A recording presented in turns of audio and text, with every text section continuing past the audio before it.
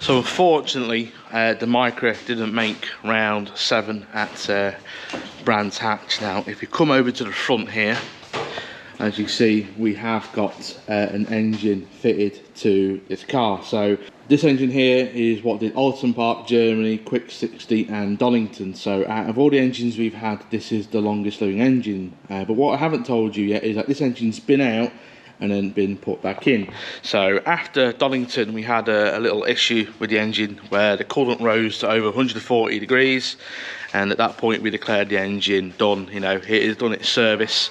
Something has gone wrong. So I purchased a new engine that night on the way back from Donington, which arrived was Tuesday. We had that fitted the following week, and then it just turns out that engine was a complete and absolute lemon. Struggled to idle. We had it running for all of maybe 4 minutes before it seized. We couldn't get oil pressure on the dash, so initially we thought we had a sensor issue, so we decided to run the engine anyway.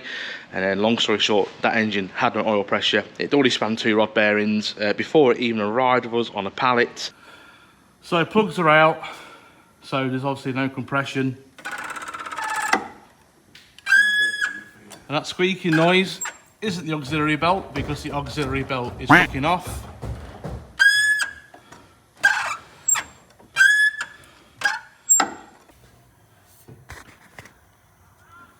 That one.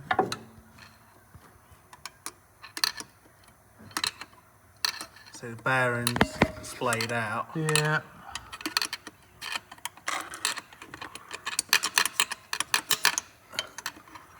Obviously poking at the screwdriver. Pickup tube looks dry as well. Oh, there we go. I want to catch it, but...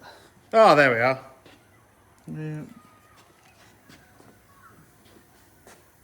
Well, while I'm here, don't rotate it now, because none of the pistons are going to move. The oil filter was bone dry, so that just shows you the condition that engine was in. So I'm currently in a bit of a battle to get my money back on that engine. Now obviously before we put it in, we painted it, we tarted it all up, and of course we lost all of the breakers yard markings in that process. So we sent the engine back to them.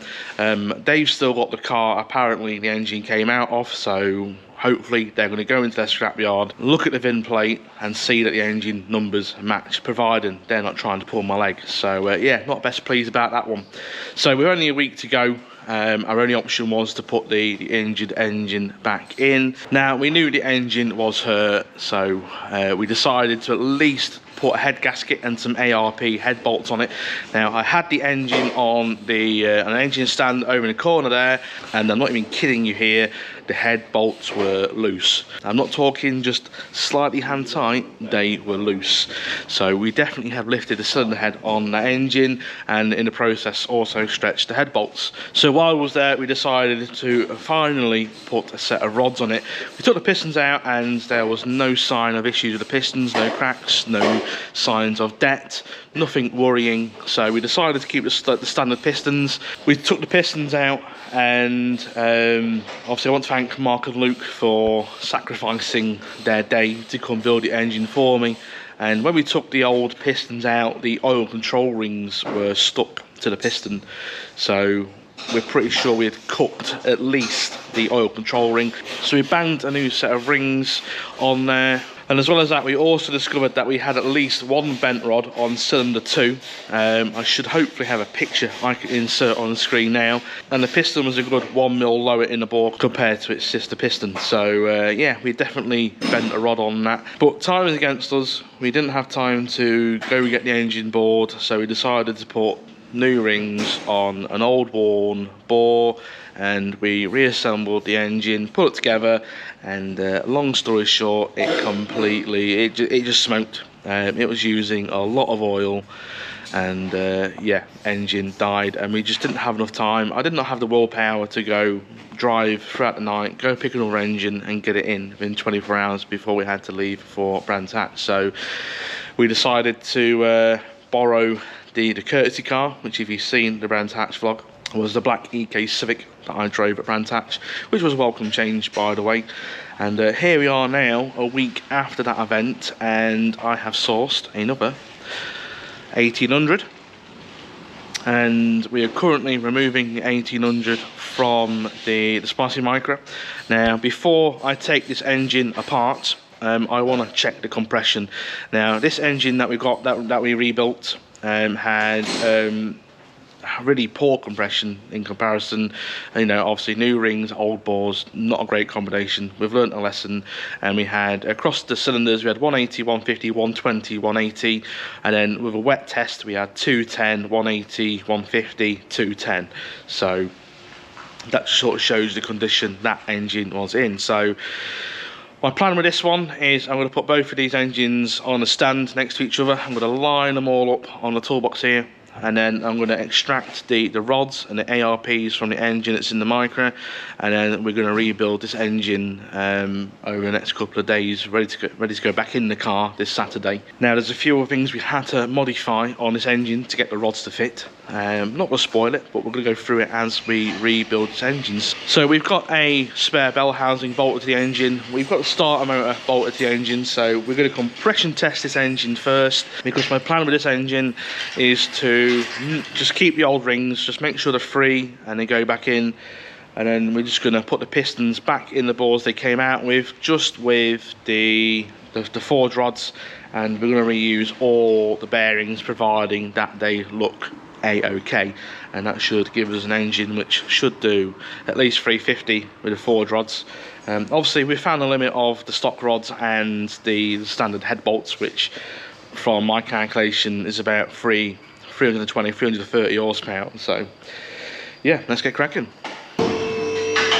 So the plugs look in fairly healthy condition across all the cylinders.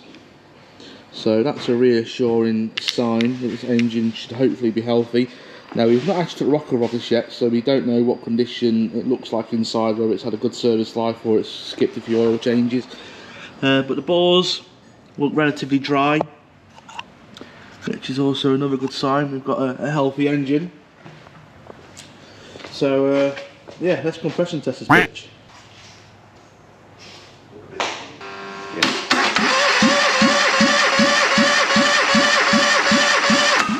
170.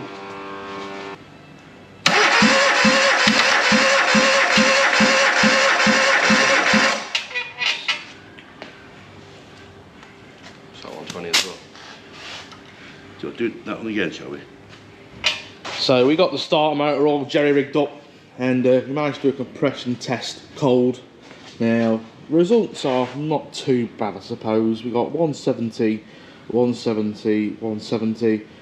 But on this cylinder we got 130, and then with a drop of oil we brought it back up to 170. So it's this engine or nothing, so we've got no real choice but to build this engine. So in the handbook it does say, I believe, 160 to 180 compression tested when hot. Obviously this is stone cold, so that might have something to do with cylinder 2 being down. But obviously we'll try and see if we can find anything obvious when we get this engine stripped. So both engines on stands side by side. I'm going to disassemble the engines here on the pit command centre, just because it's a nice lovely wooden surface, and just nice to get a bit of fresh air with some natural light coming in through the door. So this is the engine we have just compression tested on the floor. This is the engine that we threw together, and unfortunately you can't pour oil in fast enough because it burns that much of it. Now, in between the last clip and now, obviously we've taken this engine back out of the Micra. Now the turbo is full of oil, the downpipe is full of oil, the manifold's full of oil, the wastegate's full of oil, the exhaust system is full of oil. So that's going to be a cleaning task in its own, to get all that clean and installed back on the car. Which brings another issue. Now, I've never built an engine before, so in this video I'm going to pull up my big boy pants, and I'm going to finally disassemble the engine, put it back together and get it running in the car. Now, the concerning thing, which you can already see that's going to happen, is as much as I clean out as much oil as possible from the manifold, the exhaust system, etc., no doubt that the first start of this engine is going to be extremely smoky, as it attempts to burn off all the excess oil that's been dumped into the exhaust system. So I just need to bear in mind that when we do get this in and running, that is going to happen. That's going to be a thing. So out of this engine, I need the ARPs. So head needs to come off, and I need to extract the ARP studs, nuts, washers, etc. Then out of the bottom end, I need the cod rods. Now what we're going to do is with this engine is obviously the head's going to have to come off as well, because we're going to put the head gasket in there, and obviously to install the ARP head studs and bolt kit. And then we're going to extract the pistons while we've got the head off, and we're simply going to take the forged rods out of this block and put them onto these pistons. Now the thing I'm going to do this time is, with this engine we put brand spanking new piston rings on old worn bores, and that's no doubt the cause of all the oil burning issues. So this engine, even though we are down on compression on cylinder 2, while I've got the engine to bits, I'm going to make sure the piston rings are all free, because previously this engine did use a bit of oil before we put new rings on it, and the oil control rings were seized on, I think, 2 pistons, which would explain why it was burning some oil. So on this one we'll inspect it and then we'll put all that together, but we're not putting new rings on this one, we're not boring it. All we're doing in this engine is the ARPs, the rod bolts. We're going to reuse all the old bearings. You know, I'm not chancing it with this, and then we're going to throw this back together. So without further ado, I'm going to start stripping this engine first, because once I've done with this engine, it can go behind the camera into the rest of the scrap pile, and then that'll leave me just to disassemble this engine, lay out all nice and neat on the paddock station, and we can get this done. And the time now is 12:30, so it'll be interesting to see how quickly I can get this job done. But yeah, I'm going to be really pedantic with this. I'm going to paint mark every single nut and bolt that I've touched and tightened and torqued down. I've bought a fancy new set of digital torque wrenches, just so I can make sure I can do the best job I physically can. So yeah, without further ado, let's get stripping some engines.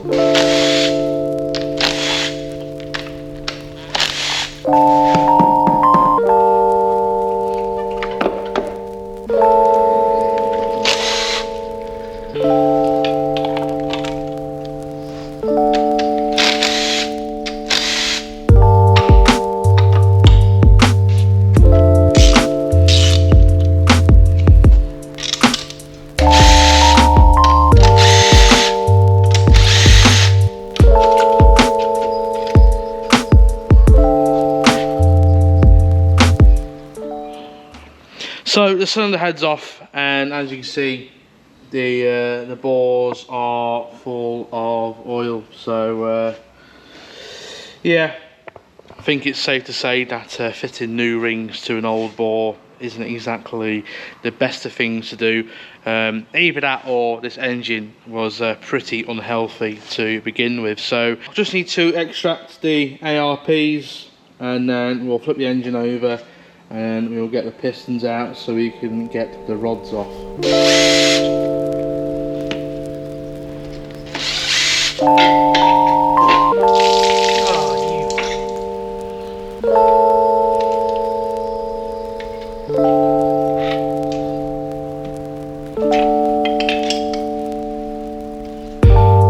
Okay, so that's one engine stripped down. Before I go yeet this into the pile of scrap over there, I just thought I'd give you a little glimpse of what's expected and what's required in order to clear the bolt heads of the forged rods.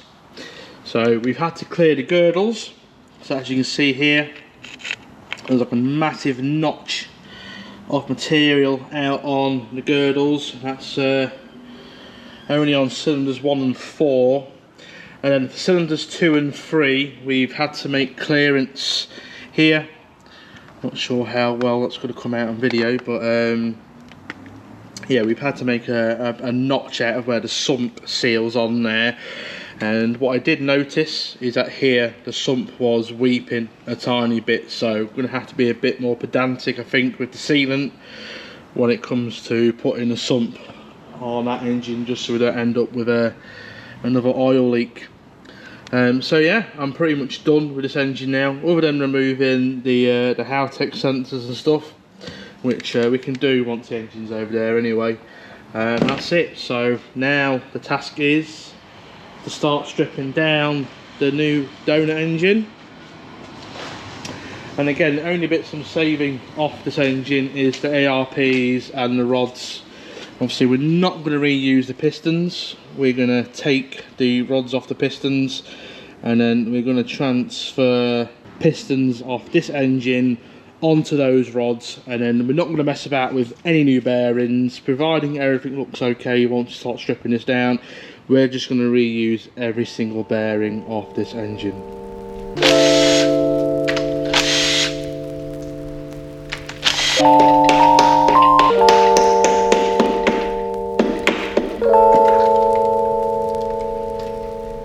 So the good news is, at least, is this engine is really clean underneath the rocker cover. Now, that's a good sign, because it means this engine's had a good service life, it's had regular oil changes, and it's never been overheated. So that's a very, very good sign.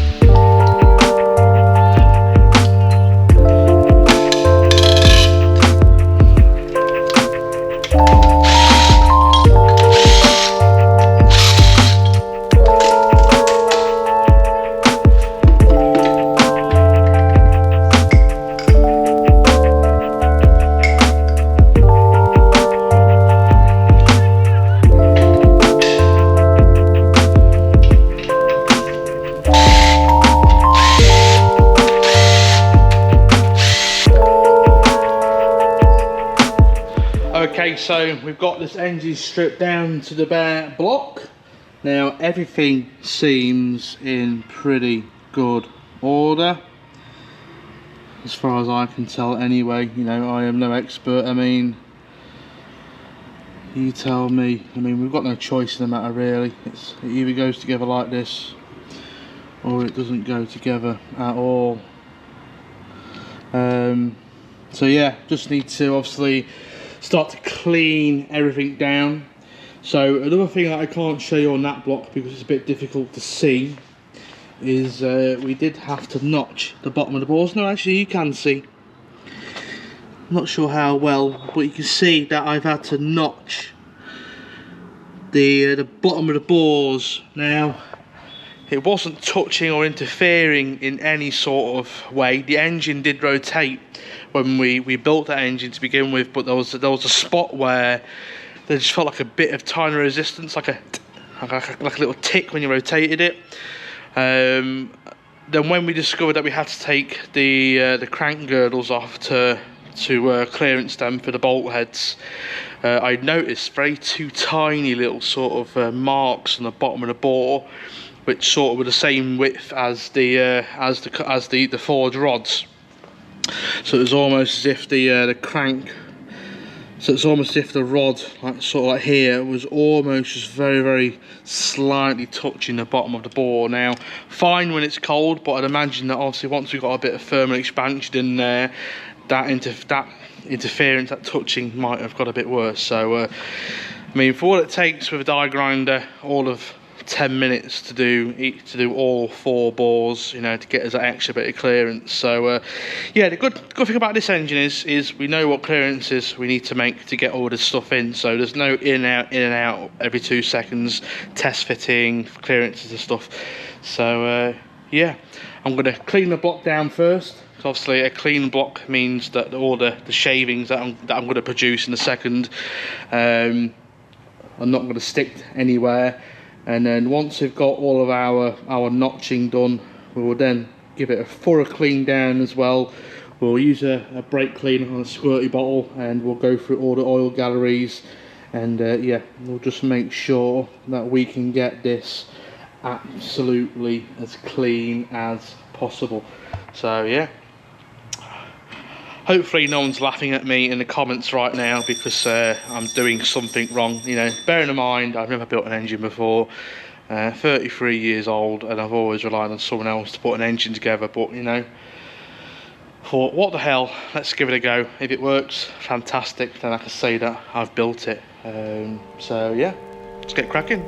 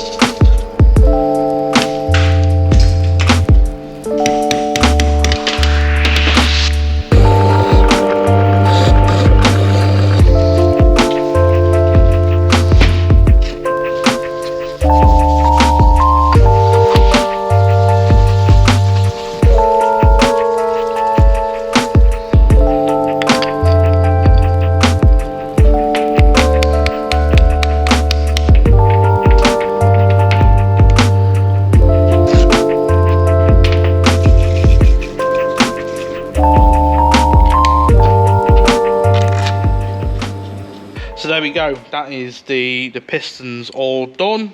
Got them all labelled up in order on the bench, number 1. And obviously we've swapped over the existing bearings from this engine into this rod. And obviously we've given the pistons a pretty decent clean up as well to get rid of most of that carbon. So the next thing we've got to do is we've got to notch the crank girdles, which you've seen that I've done on this engine already. Here and here, got to do it on both girdles. So let's go over to the bench, let's get the old trusty die grinder out, and let's do some shaving.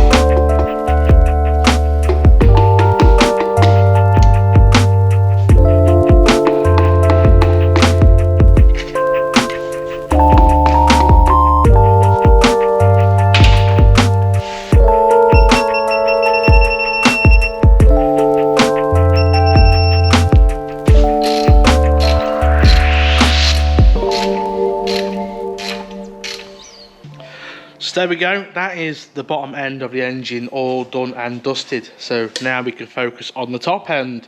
Yeah, I'm pretty pleased on how well this is going together so far. I did buy a couple of these AC Delco digital torque wrenches, and I don't know how I'd be living my life without a digital torque wrench. So yeah, I'm really happy with how it's gone together. We've got moving. Everything on the bottom end is torqued up. I've reclocked all the piston rings as per the factory manual. Obviously, all we've done is we've just put the forward rod on the pistons, but obviously with me cleaning everything, the pistons have moved out of orientation, so I've reset everything as per the manual here. So yeah, hopefully all's good. Hopefully we've maybe sorted out that compression issue on cylinder 2. Who knows? So yeah, now we're going to focus on the top end. So we're going to start by dropping the ARPs in there, We'll give this surface a good once over with brake cleaner again. And then I'm just going to wire wheel clean the combustion chambers on the cylinder head, because they're a bit coked up, as you'd imagine they would be. I'd like everything to be clean with this engine going back together. So yeah, obviously I've moved from working over here to the bench because as you can see, it's currently oh fucking hell, my heart's right low, 7:20. So I can't see shit over here, so we've built the engine over there. So tomorrow afternoon we'll get this cylinder head cleaned down, and then we'll get these combustion chambers all cleaned up. Because I've been working like an absolute madman this last couple of days to get enough work done by 4 o'clock to warrant having a couple of hours on the engine in the afternoon. So I'm going to do the same again tomorrow, because I'm going home now, and then we'll continue with the cylinder head build tomorrow.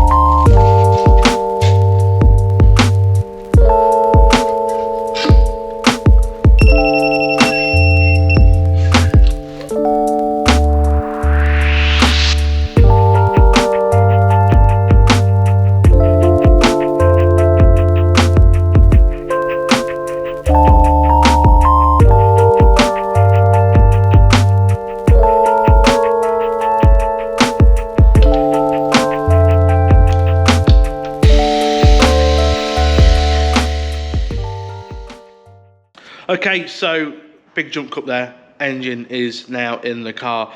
So what we're going to do now is, now we've got the gearbox and the flywheel and the starter motor on, is we're going to compression test it to make sure we've got compression basically.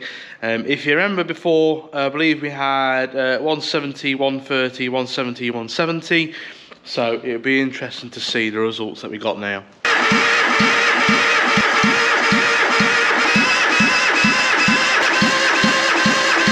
Okay, so interesting result, but a consistent result nonetheless. So we had before 170, 130, 170, and now we've got 155 across all 4 cylinders. So interesting how we've gone down on compression on 1, 3 and 4, but how cylinder 2 has gone from 130 to 155, but it's a consistent result, and I'm kind of thinking is because I've had the pistons out and put them back in, and we've not actually ran the engine yet. Obviously we've spun it over for a compression test, but we've not really ran it to get it warm. I'm going to guess that the seats need, you know, time to sort of like jiggle around and sort of like get comfy back in the bores. So what I need to do now is, as it's Saturday morning, as per usual, is I've got all this stuff here to get back on the engine so we can get it running, and everything needs a bloody good clean, because obviously the turbo exhaust housing is full of oil, the downpipe is full of oil, the turbo manifold is full of oil, and the front pipe is full of oil as well. And then after that it sort of tapers off to just sort of like being an oil mist. So I'm going to clean up as much as this as possible before we put this all back together. My worry is you know, I'm not going to lie, I'm kind of shitting it right now. Again, I've never taken an engine apart, never rebuilt it. You know, I know we've not put new rings and we've not put new bearings in it, but you know, it's something I've never done before, and I just know that if we leave all this oil in the system to be burnt off naturally through the heat cycle, it's just going to smoke, and that's just going to make me think I've done a really bad job. So yeah, it is currently 9:15 on a Saturday, and I'm going to aim to have this back up and running before 12 o'clock. So let's get cracking. Many hours later. Okay, so I'm at a point where we can start it. There's no coolant in it, but means I can't run it for 10-15 seconds. Just going to build oil pressure first, and then we'll try and start it. Yes, I am absolutely shitting it.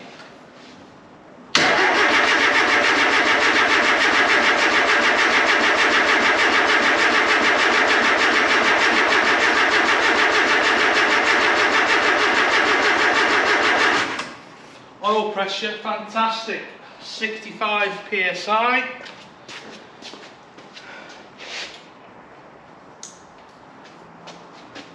I'm extremely fucking nervous.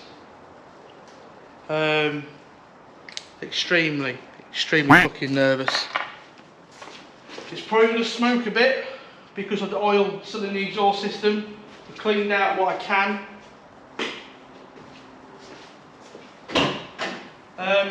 But here we go, 3, 2, 1.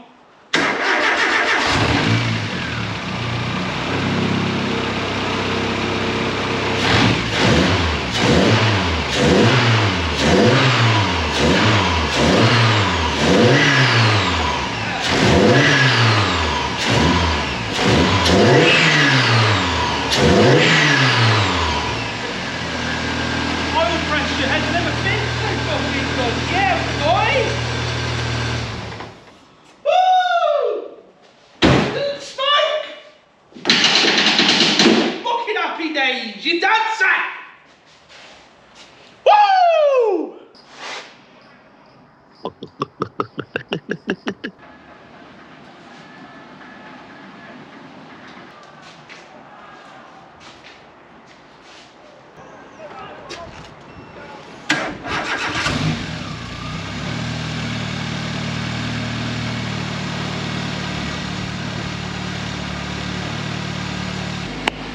So I'm not going to celebrate this early.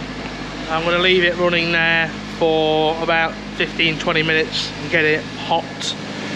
And then I can already see we've got some form of issue of some kind of leak underneath. In fact, I know where that's coming from. That's coming from the turbo feed, I bet you. Let me just double check. Yeah, I have. I'm not tying it up. Told you it was that. So yeah, I'm just going to leave it there to see, spot the leaks. That isn't that leak I've just fixed. And then we'll get it up to temperature. So I've increased the idle duty a fair bit. So it idles about 2000 RPM. It's pretty cold today. We've had this lovely weather in October, but this weekend Baltic, says me in a bloody t-shirt. So yeah, get it warmed up, and then we'll pop the plugs out. We'll do a compression test while it's hot, and then yeah, we'll just get the piston rings comfy back in the hole they came out of. And then yeah, so I'm not going to celebrate yet, even though I just did a minute ago in that clip. But yeah, sounds lovely, sounds quiet. Oil pressure is absolutely immense. Like we've never had oil pressure this good. And it's been running now for about 5 minutes, and we're still at 75 psi of oil pressure. Now usually all the other engines I've had before, the 1800s, you know, they've been 60 psi at idle. And when I gave it a quick rev when we first started it, the oil pressure was 90 psi, and you gave it a quick flip of the throttle at like 110, 115 psi of oil pressure. But oil pressure drops straight down, so I'm not sure if we've got a blockage somewhere, but the fact that the oil pressure immediately comes down to where it was before would tell me there's no oil pressure blockage. Yeah, I mean, we're still on some 1040, bog standard 1040 oil in there at the moment, some cheap stuff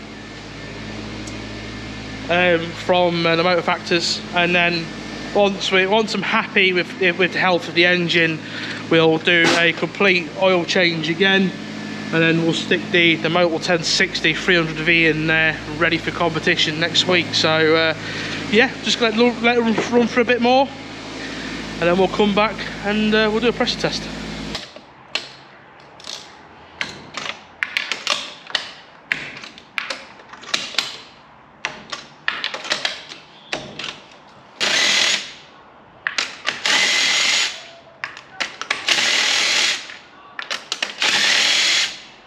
So the plugs are still hot, but I'm really happy with the plugs at the minute. They look lovely. I mean, it could be better, but I'm really happy with how them plugs look. So let's get the compression tester out.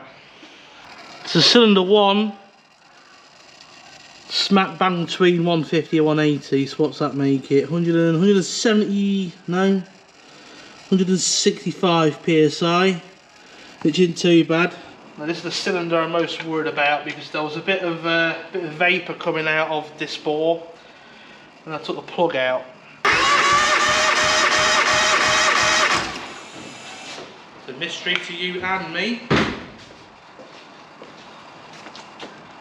Ah, spotted dog, the exact same. Happy days.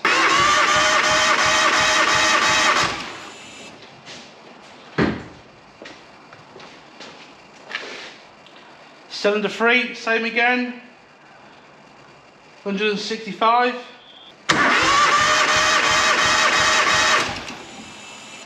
Yeah, spotty dog. So we've got even compression between all 4 cylinders. Again, bang in the middle, 150, 180.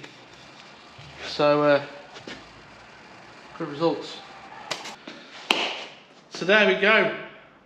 Really happy with the results of this engine so far. Now, I'm not going to celebrate too early because something might still go wrong. I am that guy that when you do change like a ball joint or something on the car, I will have anxiety for a couple of weeks until I forget about it, even though the job I've done is good. And, you know, really, what's the word? Nervous about building this engine, so I followed the instructions to the T. I even bought them fancy torque wrenches so I didn't accidentally over torque the nuts and bolts. So yeah, really happy. I'm happy that it runs.